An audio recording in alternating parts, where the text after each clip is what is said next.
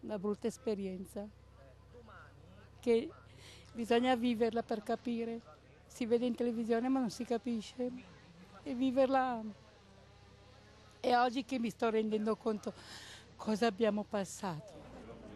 Più di 100 feriti, 3 dei quali ancora in gravi condizioni, oltre 1500 alberi abbattuti dal vento lungo il litorale, una lunga scia di devastazione da Venezia a Rovigo, danni per decine di milioni di euro, strutture turistiche, i campeggi tanto frequentati da italiani ma soprattutto tedeschi e austriaci in ginocchio.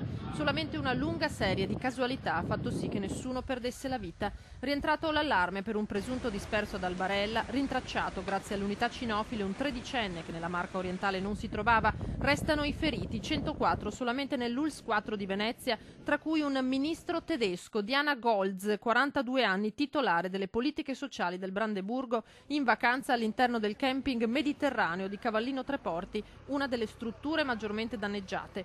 A salvare la ministra, all'interno della sua roulotte, un vigile del fuoco trevigiano, Marco Renosto, che si trovava nello stesso camping in vacanza. C'è una turista tedesca che ha avuto un trauma spinale, che è stata trasferita direttamente, soccorsa dalla nostra ambulanza e poi trasferita a Treviso con l'elisoccorso. Noi abbiamo avuto un paziente con un trauma toracico e alla colonna vertebrale che dopo essere stato stabilizzato è stato trasferito in rianimazione a San Donà di Piave. Imponente lo sforzo di ospedali, SUEM 118, vigili del fuoco, corpo forestale, carabinieri e protezione civile, oltre 500 gli interventi dei pompieri. Si è lavorato tutta la notte per far ritornare le strade percorribili e risolvere le situazioni più critiche.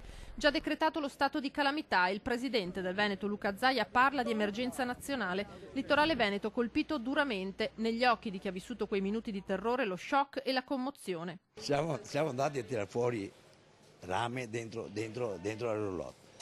Una cosa impressionante, mai visto. Inevitabili le polemiche, come a Jesolo, dove non ci si rassegna alla fatalità. Scarsa manutenzione del verde, alberi resi fragili da funghi e malattie avrebbero contribuito al disastro, che rimane tuttavia frutto della furia della natura sempre più devastante.